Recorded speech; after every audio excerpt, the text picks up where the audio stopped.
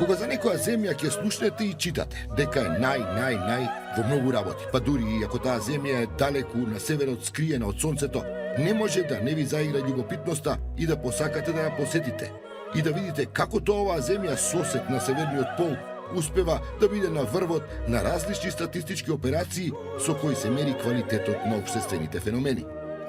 Таква е Финска, на врвот на сите национални рангирања.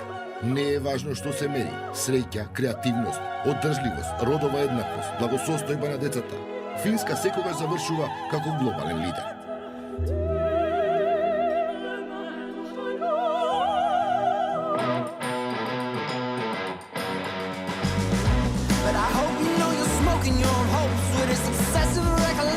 Projecting it on me, I'm a slave your silver screen's been seeking out. It's harder than you thought it'd be to let me go. It's never gonna feel like you dreamed it would. I only get a piece of us, piece of us.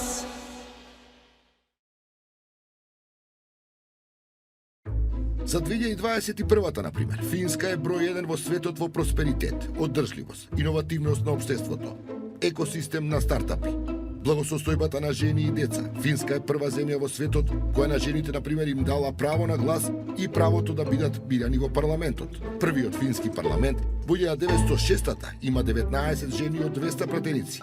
Финска е број 1 и во квалитет на јавното здравство.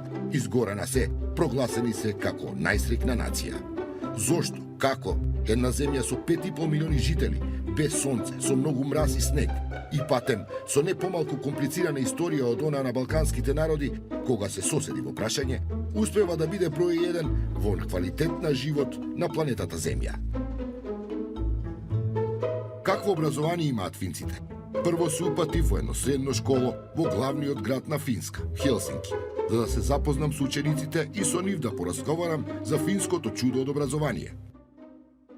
Are you proud that you are a part of the best education system in the world? Yes, very proud. Yeah. Of course. Mm-hmm.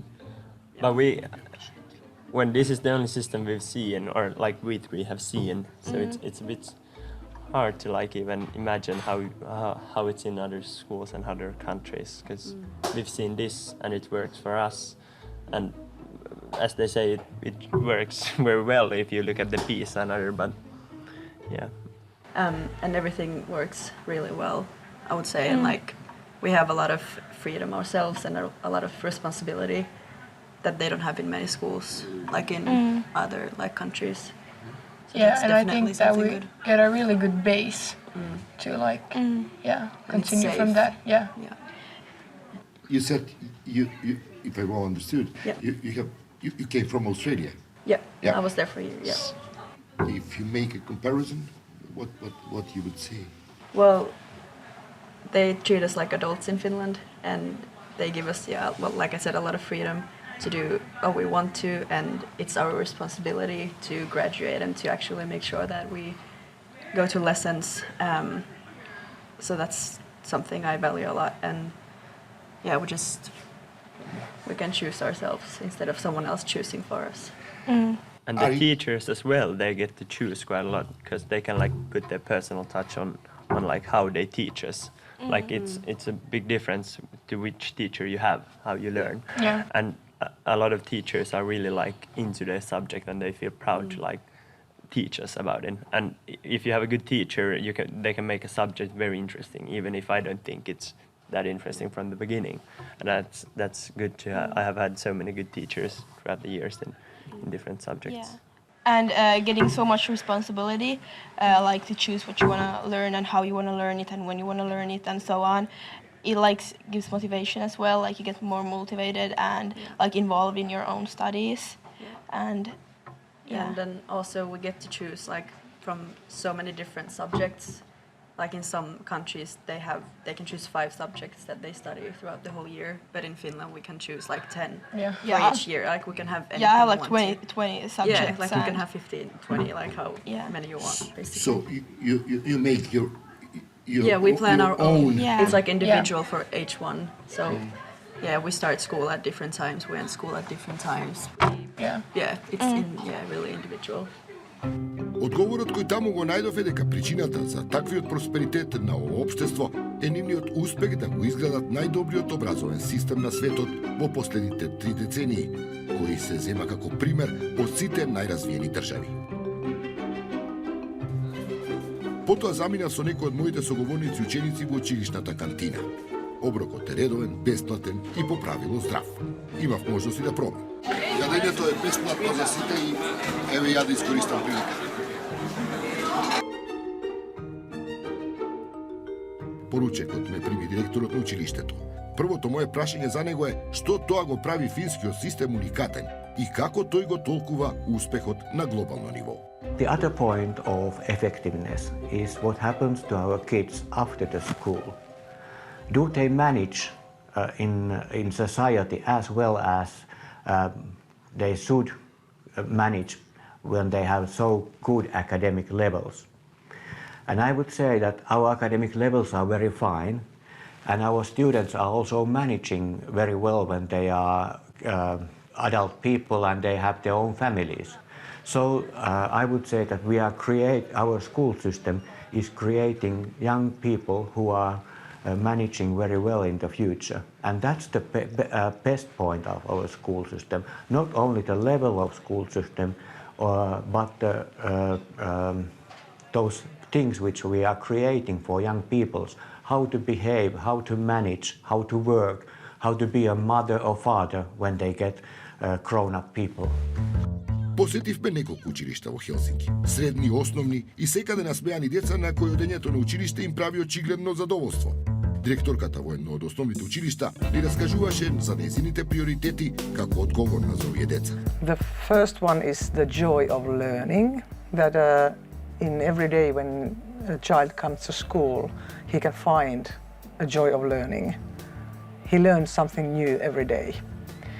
Then equality, that we are giving the equality or equal education to every children, even they are coming in which kind of backgrounds and in which places in Finland, everywhere the equal education.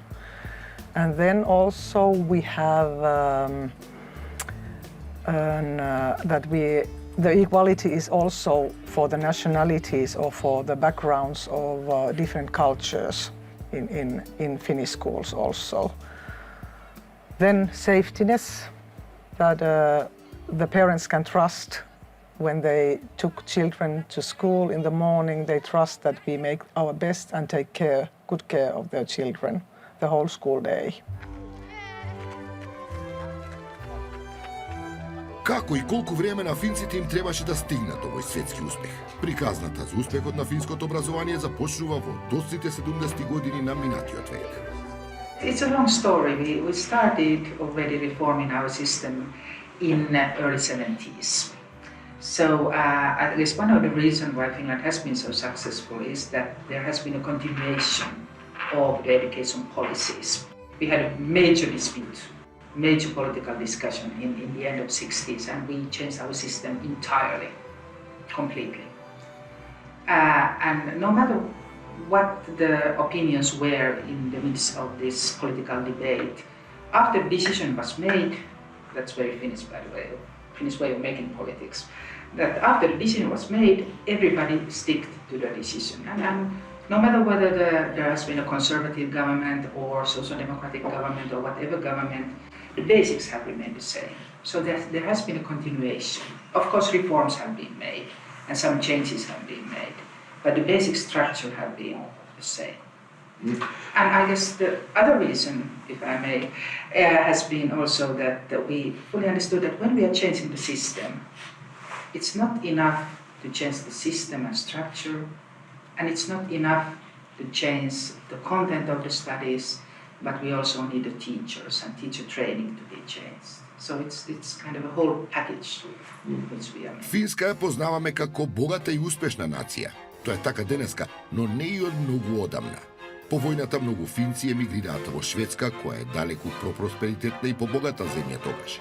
Finska се до доцните 70 е доминантно земјоделска земја, колку што може да се биде во често бруталните климатски услови далеку на северот. If we go back to the early 60s, Finland was an agricultural country. Some industry, yes, but we saw that there are no natural resources in Finland. Okay, we have forest and we have water, so there's not very much we can make out of it. But what we have human capacity.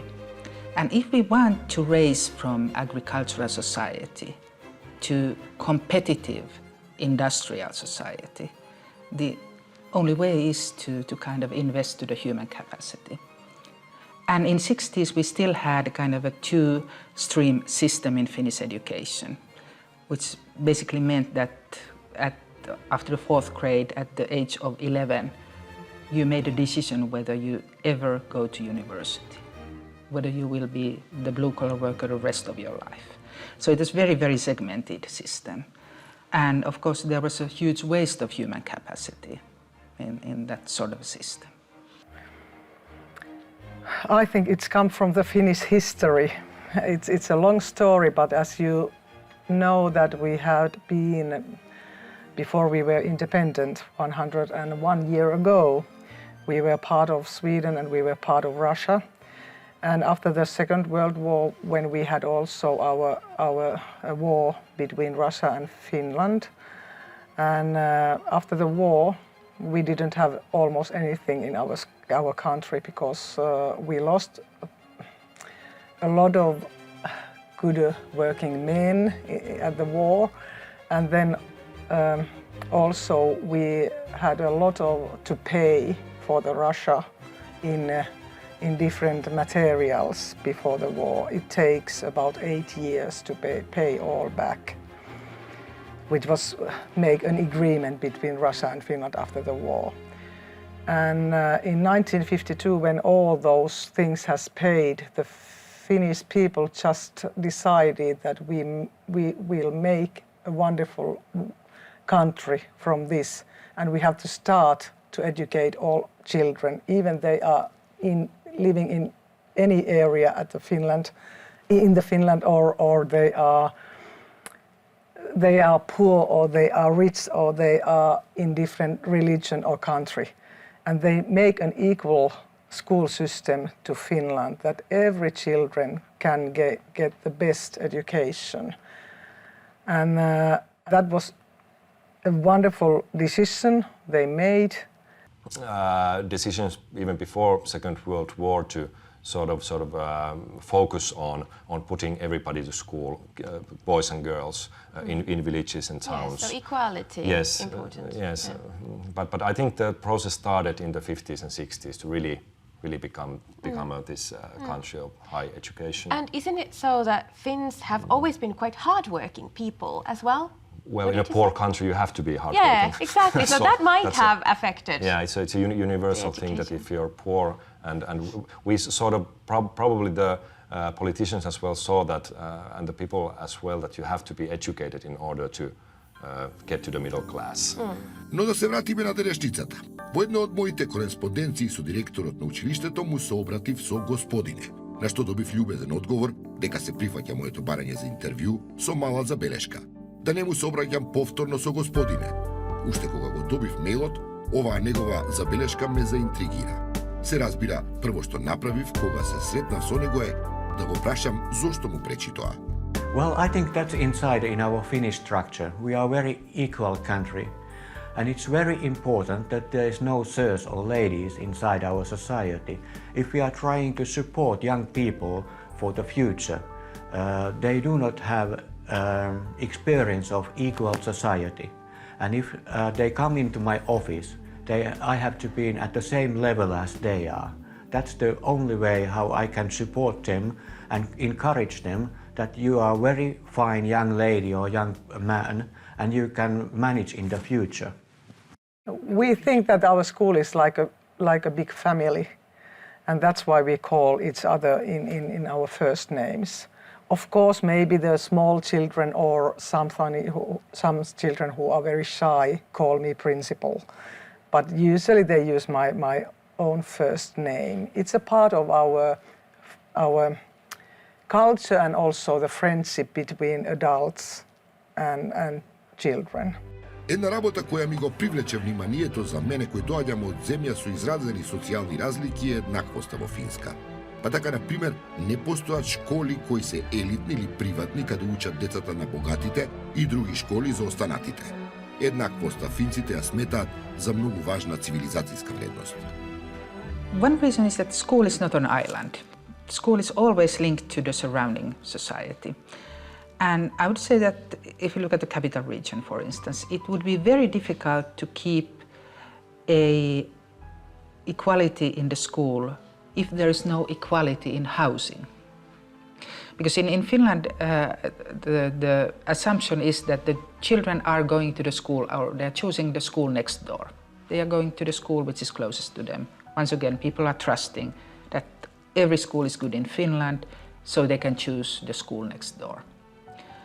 And if you have elite areas and slums, it doesn't help you very much if you are choosing the school next door, because then you have slum schools and then you have elite schools, probably by funding. But if you have what we call mixed housing, as we do have in Finland, then you have mixed classrooms as a result. So for instance, I have 2 daughters who have already grown up, but when they were at school, in every classroom where they attended, there was also children of single mothers who are living with social security, immigrant children, and people with very, very different backgrounds, social backgrounds. And that's fine. That's absolutely fine. Една од важните темелни вредности на финскиот образовен систем е индивидуалната слобода, но и одговорноста која таа слобода ја носи. Па така во финските училишта, школската година не започнува со учебниците кои некој некаде ги напишал, а децата мораат тоа да го научат. Програмата за тоа што ќе учат ја прават сами, разбирливо со помош на наставниот кадар. When we began this season, so I asked them what they want to learn this year. So they wrote, everybody of them, they wrote down what they want to learn this year. And so I gathered them in one paper, and then I decided the themes, what they had written down. And I let them to choose from those themes. For example, advertising, religions, animals, for example, something like that. And they do something of them. And then we try to get some link to ethics, what they have been doing.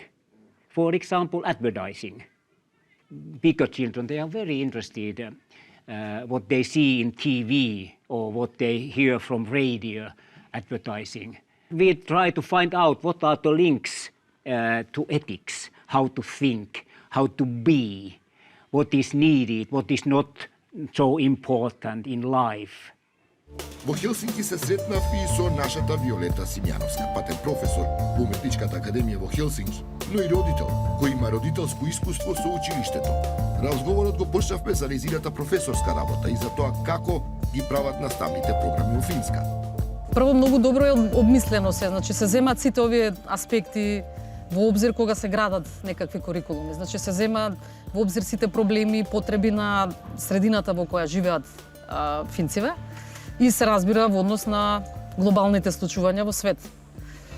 Во однос на универзитетот кај што работам јас, тоа е УНИАРЦ, Универзитетот за уметности во Хелсинки, гледам дека секоја година се прави анализа на курикулумите, дали одговараат со потребите на студентите, дали одговараат со потребите на бизнис секторот, каде што понатаму студентите работат кога излегуваат. Значи се води грижа за сите аспекти. Секоја година се прават анализи. Анализите се прават преку стручна анализа, значи колеги од други области исто анализираат како гледаат на таа област. Меѓутоа се зема обзир прилично сериозно и мислењето на студентите.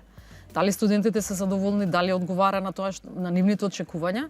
Значи курикулумот се гради не само од озгора надолу, top bottom approach, него се гледаат и потребите, мислењата на студентите.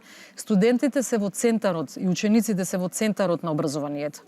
Не е како во многу други земји, вклучувајќи Македонија, кај што ние мислиме дека студентите се втори, а стално професорите се тие кои се најбитни. Не, овде студентот е најбитен. И мислам дека свесноста за тоа дека сите ние кои работиме сме за да служиме на студентите, на учениците кои работат. И буквално се прави таква атмосфера да се создадат најдобри услови за студентите.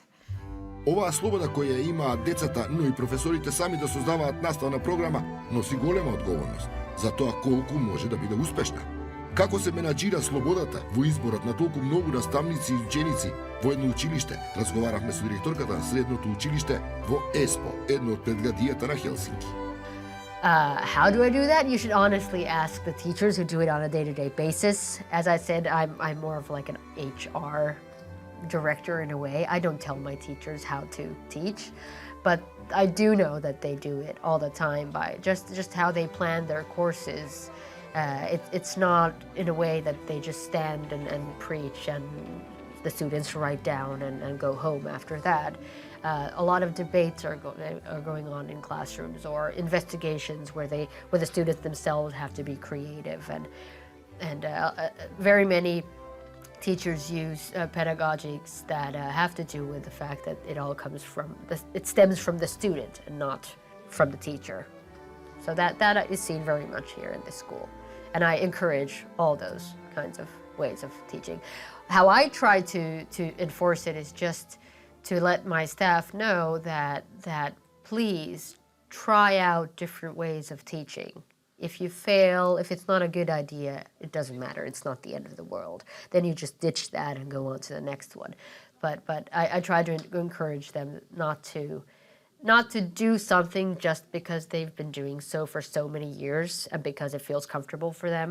But just feel free to try out some new stuff and try out some new pedagogics and new learning methods and teaching methods, because if some of them fail, that's just life. If some of them end up being immensely good ideas that can then be explored further, then what's better than that? Во разговорите на тема креирање на наставната програма, дојдовме и до еден друг важен заклучок или една друга важна темелна вредност на финското општество – довербата.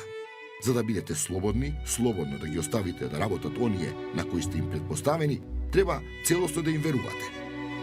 The main values and principles, I would say, a lot of it depends on trust, in a way that or if we just try to explain like the values in the Finnish school system, trust that the students are able and independent enough to do what they are doing, instead of teachers hovering behind their backs and making sure that everything is done. We talk about these curling parents and helicopter parents. That we don't see that much here in Finland, because there is a certain trust level when it comes to our students that they are independent enough and capable enough to take responsibility and so forth. The whole trust issue is also seen in the relationship between, for instance, the principal and the teachers. I completely trust my staff that they know what they are doing. I completely trust that they can choose the school book that they want to use, the course books that they want to use. I completely trust that they teach the students as well as they can and get the best results possible that they can with the students. We don't have in Finland school inspections, for instance, and I get this question very often, that how do I make sure that my staff is doing a good job? For me, it's if I don't hear anything else, then I know that they're doing a good job. I trust that they're doing a good job. It's only when I hear from parents or students that they're not happy with something, that's when I intervene. But it's first then. I don't go and do checkups or interview my teachers and ask, are you doing this? Are you doing this? I don't check up on the results that they get in the matriculation exams or anything like that. So trust is a big issue in the Finnish education system. За да се има доверба за каква што зборува нашата соговорничка и за да се даде некому слобода, тој некој треба да знае и кои се одговорностите што доаѓаат со таа доверба која му ја давате. Затоа во Финска е мощна и важна едукацијата на наставниот кадар до едно ниво кое гарантира известни интелектуални капацитети. We're not great believers in controlling people. But what we believe is that if we are training teachers, if we are giving teachers to a good education, it's not enough. Because if people are having good education and they have no opportunities to use what they know, it's very, very difficult to maintain motivation. So if you are kind of told that, okay, very controlled system, that this is what you teach, this is what you do, no matter what your background is, I think you get very little out of the persons instead of giving them liberty to say that, okay, this is your classroom, you have qualifications, you have good training, do whatever you want. Of course, we have certain norms and certain frameworks to kind of keep the system even and keep the performances even, but still, we believe that if you are trusting people, if you are giving them first good training, of course they have to have qualifications to implement themselves. But after that, it's just question how to get best out of the people, how to get best out of the teachers. С оглед на таквата едукација на самиот наставен кадар, да се биде наставник во Финска, значи да се има сериозен углед во финското општество. I would start by saying that our primary schools are rather good. So we have good teachers, wouldn't you say as well? I think because teachers are quite highly educated. Yeah, and respected. Yes, respected, and the teacher's profession is quite highly respected. Yes. So it draws sort of bright minds as ours to teacher studies all in all. Сега логично се прашувате кој и како станува наставник. Понашто го разбрав, по Финска конкуренцијата е огромна, како интересот за оваа ретко каде популарна професија. It's good to bear in mind that teacher profession is very popular in Finland. So if you want to become a teacher, only 1 out of 10 of applicants who are applying to university for teacher training programs is getting in. 1 out of 10. So only the very, very best ones are able to go into university and study pedagogics and become teachers. So that's kind of a luxury for us, of course, because we get kind of crème de crème of the young people for teacher profession. Во разговорите што ги водев, ја искористив приликата со директорката на основното училиште, кој го посетивме да ја прашам како стигнала до директорската функција. Се разбира, по сите минати денови во Финска, воопшто не помислив дека на директорското место те носи партијата на власт. Еве слушнете ја мојата соговорничка за сите филтри кои треба да ги минете за да стигнете до позицијата директор на училиште. We had about 30 applying the place, and then they took 6 person for the interview, and then they sent 3 best from the interview to psychological tests for 1 day. It was made by a firm in Helsinki. For example, you have 10 minutes time to make a speech for something, or you have to make with your pair something, or then we had to be in a group. For example, I didn't understand why they made that kind of work, but we got a map where was a place of the beach, and then we have half an hour time to make a new area of living and free time and everything there. And they were watching us when we were working together for 30 minutes. And they make marks and find how we act in a group and so on. And there was also a private interview and some mathematical tests and some psychological pictures, what you can see in these kind of pictures or something. I was so tired after the day.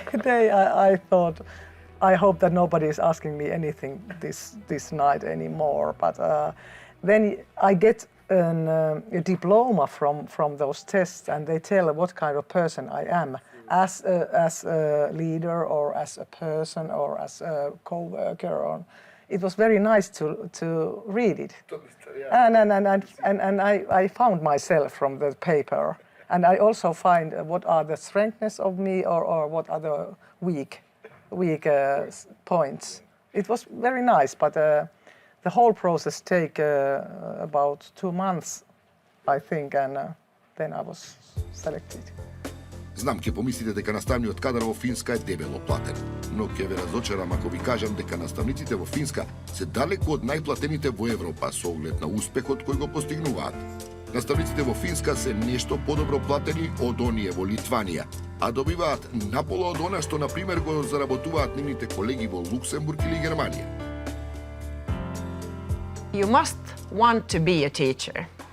So if I don't like this job, I wouldn't be a teacher, and because the salaries isn't that good comparing the other.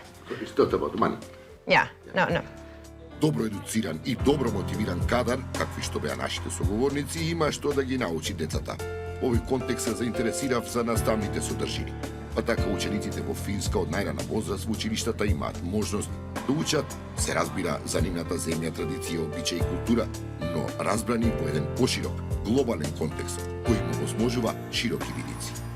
I think the most important thing is to get to know the differences of values in the world.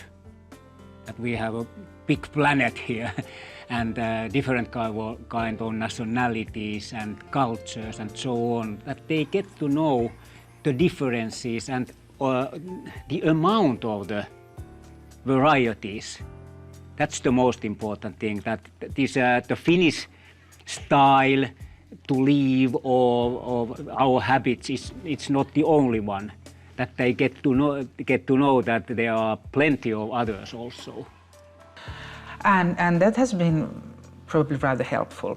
And what we are trying to do in Finnish schools, especially with the new curricula, but also earlier, is to create international understanding. Make people and young people understand of different cultures, make them study other languages, make them to look outside of Finland, even outside Europe. And that's probably helpful for us because it makes us to keep doors open and it makes us to understand foreign languages, foreign cultures, foreign different ways of thinking. So that's probably the Finnish recipe. Во оваа смисла децата уште во основното училиште имаат можност да се запознаат со финските и светските актуелности за кои слушаат од медиумите или од нивните родители. Школото не остава таквите содржини да ги збунат децата и затоа за се што ги окружува имаат можност да разговараат во училиштето со нивните наставници. How challenging is to make students understand what's going on, for example, in the United States. Is it a mission impossible? With I don't know. the crisis in the European Union, rise of far right. Yeah. I think the first sort of challenge is to get them interested. Yes. Sort of get them to wake them up a bit. Mm-hmm. So this situation, this also concerns you, and sort of I try to start sort of maybe from the scratch, maybe from the start building up from the, do you know about these things? Do you know who these people are? And do you know what is the conflict about? And maybe try to learn from internet, but also sort of I think the big thing in social studies, course 1, which is about politics and society, is to sort of not to sort of identify sort of what's behind story, what are the motivations of newspapers and media to talk about or say about things, and it's not easy. It's not easy. Media literacy is a part of your curriculum. There is media studies as well, in mother tongue, I think as well. Yes. And The mother tongue, the Finnish language. What's the basic of the media study? I think the basis is mother tongue. I think there are special courses, or in some courses it is part of the studies of mother tongue to media criticism, and I also included in my social studies this media criticism. Инаку во Финска, како и кај нас, и насекаде децата растат на интернет, секој со својот телефон во рака. Разликата е што финскиот образовен систем е свесен за замките во интернет просторот и особено токсичниот феномен на лачните вести. Па Финска смета дека децата од најрана возраст треба да учат што е и како се препознава лага и како се препознава вистина или релевантен извор на информација. Медиумската писменост е еден од императивите на финскиот курикулум. In primary school, we try to learn children to find the true knowledge from the internet, because everybody can write there something which is not true. And that's one point of critical thinking, that you use only trustable knowledge. I usually say if there's a very sort of, let's say there's a very sort of flashing news that something horrible has happened, I usually ask them, have you seen this news in national TV sort of channels or media channels? Is it in every sort of source you can imagine, or is it only in this one source that this horrible thing and has how happened? is it written, really? Yes, how is it what's written? the headline? What and is what's what is the content? source? Is there an Yes. interview there? Are there pictures? Are there sort of, what is the source? Yes. And I challenge them to ask themselves, is this reliable? And what is the view here? Exactly. Is it sort of colored or is it not? We are trying to equip our students is that, okay, what about the fake news? What about the power of the internet? How you can be analytical of the sources you are using? How you can kind of choose the material you are using and create your own understanding of certain things. So that's probably one, let's say, fundamental principles of the new curricula. And we are also trying to make kids to understand how the things are linked together, because we all know that the world is not divided, that, okay, this is geography. And if you come to Finland and you want to know something backgrounds of Finland, you are not just looking at the map of Finland, or you are not just reading the history of Finland, but you are probably making kind of holistic package to understand what is Finland and what is Finnish culture. So you are using different sources and combining different subjects, so to say. We are trying to do the same in the school, to make kids understand, to make them survive in this so rapidly changing society and world. Исто така, не помалку важно за финскиот образовен систем е да се знае дека не е школото тоа кое располага со некаква апсолутна вистина, туку самите деца треба да научат да размислуваат критички и така да им приоѓаат на феномените со кои се среќаваат низ животот. What about history? Learning to be critical by learning history. I think by learning history, because we have had some rough times during our past and during our common European past as well. I think it's we have a good opportunity there to sort of see our own faults and our own sort of difficult points during past when Finns maybe haven't been so bright-ideed or have sort of taken the more rougher path. So I think it's there is probably more easier to sort of advance these ideas of being critical and sort of wide-eyed. The particular it's now 100 years since Finland had its very bloody civil war. So that's been a sort of a subject in our history teachings, sort of to see our sort of arguments during then. Are they still here or have we gotten past them and so on? Една од информациите која ги имав пред да одам во Финска е дека децата таму немаат учебници. Нашата соговорничка Виле е добра адреса како родител да ја прашам од што и како учат децата во Финска. Има учебници, меѓутоа немате како кај нас предмети, малце похолистички пристап имаат. Они имаат, например, читање, во прво деление имаат читање, и во тоа читање им гледам елементи на историја, на географија, на животна средина, на воспитување елементи, кај се фрла ѓубре, кај не се фрла, како се однесува со постар човек и така натаму. Значи, они имаат прилично холистички пристап кон предметите. Немате предмети како предмет посебни. И тоа им се сервира на децата во една подруга платформа, еве така да ја кажам. Во разговорот со Виле се потсетивме на времето кога ние бевме во училиште и како учевме. Па ја се потсетив и на мојата траума од детството, наречена математика. Да растем во Финска, можеби математиката ќе ја доживеев поинаку. Кој знае? Математика интересно ја гледав тоа кај нас што учат по таа некоја си Оксфорд, така наречена програма. Овде не ги оптеретуваат децата. Овде гледам дека им дават прилично насоки на логично размислување надвор од рамка. како да размислува надвор од рамка, што е поврзано со критичкото размислување. Значи, преку математика они учат како да размислуваат поинаку. И тука добивате таа компонента на критичко размислување исто така. Преку игра, преку примери, логички. Многу е весела таа книга за математика. Ја просто уживам заедно со ќерката која она работи. И со сопругот буквално сме затечени како тоа се учи во Финска. Они, еве, прво деление, од 7, исто многу битен елемент, они почнуваат од 7 години. И ние прашавме со целиот искомплексирани од Македонија доаѓаме како тоа моето дете нема да од 6 години научи кај нас ќе заостане, да. Тоа беше моментот, како тоа. И они многу едноставно, а зашто би заостанало вашето дете кога на детето му треба игра до 7 години? И они буквално преку игра учат многу работи. И сваќаме дека тоа е така. И кога сме кај забавата при учењето како виле денеска со својата ќерка, го открив и другиот важен момент, а тоа е дека речи си да нема наставна содржина која на децата не им се пренесува преку игра. But other than that, we use quite a lot of different games or whatever you would like to call them, learning methods on the internet, like Quizlet, Kahoot, and such.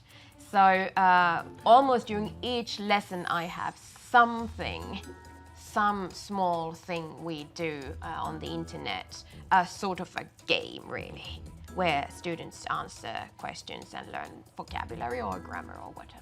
It very much, of course, depends on the teacher, what Sure, the teacher sure, decides absolutely. to So this add. doesn't go for everybody, not at all, because the teachers are free. They can actually do whatever they like, We really. have a very, very large freedom. Yes. In the classroom, and I think that's one of the positive sides, and that's Yes, one of the I agree. big things in making this profession sort of attractive. Yes. For the students, so you can be quite free, you can sort of be creative. Yes. За мене како ученик, а верувам и за сите деца, страшно фрустрирачки беше да се учат сите години, векови и имиња на кралеви, војсководци од учебниците по историја. Немаше друг рецепт сем да ги научите напамет. Децата во Финска, на пример, не ги учат кој бил император во кој век на Римското царство. Тие, за римската историја конкретно, на пример, учат многу поинаку. Many times we are acting, for example, Roman history. We have been acting to be princes or kings in Roman history, or we have been some of the children, students have been farmers. Somebody has been a king. Somebody has been the richer ones. I don't know the name in English, but the richer ones in Rome, and what they are doing, they will be living the same way as they did in Rome for 1 hour or so. So that way they are learning very much. I have in my class, I have a timeline over there at the wall. So there will be Egypt, they see Egypt, okay, then this year is Rome ruling the Europe, and then they will see it all the time, the big timeline. It's important to understand that people have been different many years ago. Not about what year or what king or the name of the somebody. It's not that important, in my opinion. Децата во Финска, особено оние кои влегуваат во критичните пубертетски години, како сите деца насекаде, може да се случи да бидат и проблематични. Например, да се љубопитни да пробаат алкохол или некоја дрога. Тој проблем школото не го игнорира, но нема ни драма. Schools have their own school rules, which they have to obey, so we react immediately if we see something going on here in our school vicinities when it comes to alcohol or other, excuse me, or narcotics or whatever. We communicate with the homes. As long as they are under 18, we can freely do that. Then when they turn 18, then it becomes even trickier, because then according to Finnish law, we're not allowed to contact the families anymore unless we get a written permission from the student. When it comes to our teaching and curriculum, we include these aspects into those as well. We invite speakers from the third sector or from different organizations to talk about these kind of issues. So we do as much as we can during the daytime, but then of course evenings it's up to the families and the students themselves. Сега интересно беше како ги решаваат овие прилично незгодни ситуации.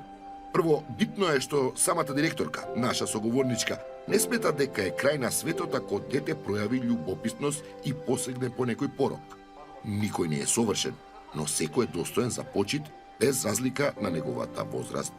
Well, there are different ways that we have selected. I don't know if we found the perfect one yet, but so far the only way that works at all is discussion, open discussion.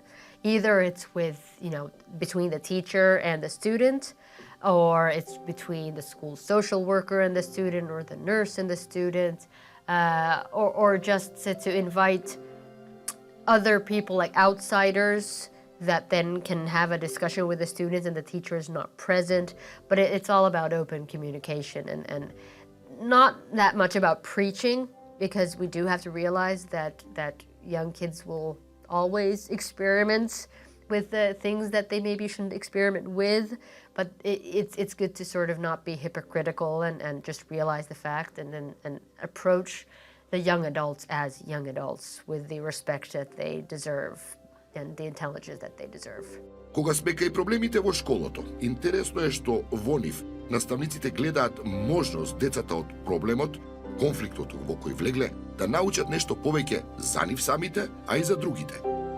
If there comes a battle or some kind of bad things saying to each other, for example, about the religion or something, it's a very good situation to discuss with the children. Why do you say this kind of thing? Do you know another religion, or do you know the culture? So we use those situations at school that we can solve the problem. To debate on it. Yeah. In a No. In that situation, if, for example, two different kids are arguing in some topic which belongs, for example, for religion, it's a good way to discuss about that and solve the problem. What is the problem? И така, во Финска научивме многу нешта за најдобриот образовен систем во светот, кои би можеле уште долго да ги раскажуваме, но на крај ја задоволивме нашата љубопитност за тоа како една земја на крајниот севет со многу малку природни ресурси успева да биде нај во многу нешта во светот, кои го детерминираат квалитетот на животот во 21. век. Тоа е доброто образование. Smoking your hopes with this excessive recollection, you're projecting it all